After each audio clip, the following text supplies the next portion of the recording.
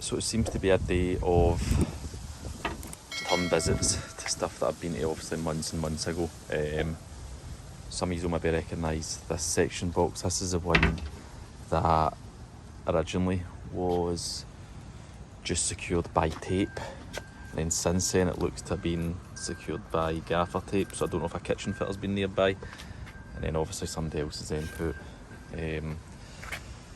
tie wraps. So this is a job that has come in as basically saying it's a section effectively, but somebody else has been to it and reset the time clock, but it's come in a day or two later. So on that basis, it's possible that it's a time clock issue completely, so it's maybe just needing swapped out. So I'll take this off, have a look at it and just go through the time clock functions, and if it needs done I'll let you know. Right, so I think I've shown this in videos before, but particularly when fitting time clocks and new sort of component parts like fittings, expensive stuff, I stick a date and my initials on it just to keep myself right, to say that I was here on this date, done it. You can see that that's obviously the new one, it's been programmed. I've got a new DIN rail on there, actually mounted properly instead of that. There's the old one, the person's not even bothered to take the old DIN rail off it, they've just chucked it in there, just height of laziness. But that was obviously just running a bit off. It's just, these aren't really meant to be in here, I don't think. Moisture and all that stuff just tends to get to them, but not much I can do about that. And so I'll get 2 hands to try and get this one mounted, but I'll get that mounted on there, and I'll seal this section box up properly with a bit of bandit, because obviously the lock's been burst on it. So again, sorry if there's any wind noise here, but that's me on to my next job, and instead of taking you through the misery of showing you me installing one of these ASDs again, I've got a handful to do here, so I'm just going to show you that that's that done, and I'll move on to the next. So I've got a couple to do here, but on the next one I was just going to have a wee chat with you about them and some of the findings that I'm getting for some of the failures, or for some of the ones that I just randomly be for some of the ones that I'm going out to check on, and some of the stuff that some of the other sparks are doing. Just want to hear your thoughts on it. Right, so the other fitting I've changed is that one here again, another 55 watt socks down and an ASD 28 watt up. I was planning to obviously have that wee chat with you about the ASDs and what I've come across over the last sort of couple of months, but just because of where I was parked there, wasn't really able to do that up at the fitting. So I've got one made up here, I'll even take you in the van and I'll just explain that to you now. So this is probably the best way that I can show you while in the van. So you will see that I do my fittings this way, and I put a wee draw wire through here, and I maintain the integrity of the fitting, the IP rating of the fitting, by just sort of piercing a hole in that gland and then just pushing that through. But what I've been coming across quite a lot is that this rubber grommet has been getting removed completely, and it's basically leaving a 20mm hole. So depending on the angle of the fitting and stuff like that, water and moisture is going to be getting in there, and that's surely going to be invalidating any warranty you're getting on these fittings, if any at all.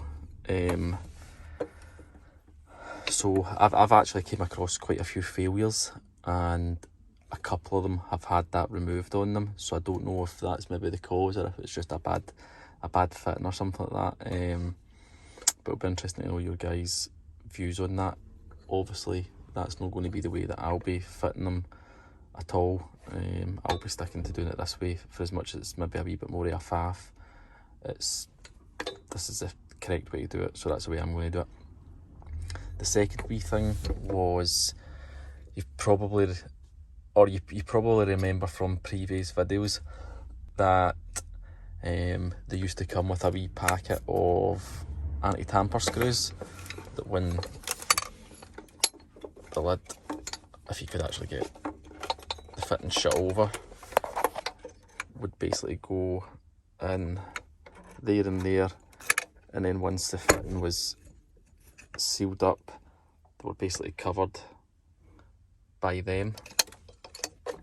But what I've noticed over the last month or two, I would say, certainly the last few batches that they must have been getting in, the anti-tamper screws are no longer seem to be a thing, or they're certainly not being provided inside fittings, and not being provided separately in a bag or anything like that to us. So I wonder what ASD would be saying about that, or how they'll be able to tell if, say for instance, one was to be vandalised and it didn't have the anti-tamper screws. How would they know that it's of the later batch, whether it's on one of these codes? I would imagine so, but it's just another wee sort of point to think about, isn't it? That was all I really wanted to talk about in this one, or that was all I really wanted to talk about to you about these fittings. You can let me know, and it's people that are just basically making crap fittings even worse by removing grommets, and it's just down to laziness. And for the most part I would say it's just down to laziness, but there is on some occasions where I can understand why people do it. So when you're just, for 99% of the columns that we go to and replace these, you've got one flex going up to them. When you've got a 55 watt fitting on your photo cell column, sometimes you get two flexes coming up the column, and trying to get two flexes through that grommet there is impossible without removing that completely. So I can understand why people do it in that instance, but other than that, it's just down to pure laziness. So I'm replacing this fitting here as well.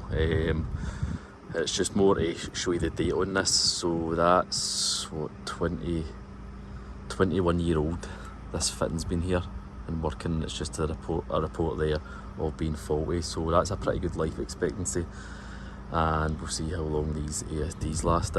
So I'll just jump back in once I've got that installed. Right, so there's another fitting installed, dated, my initials, smiley face. We'll come back in 20 years and see if this one's still here. My money's on not.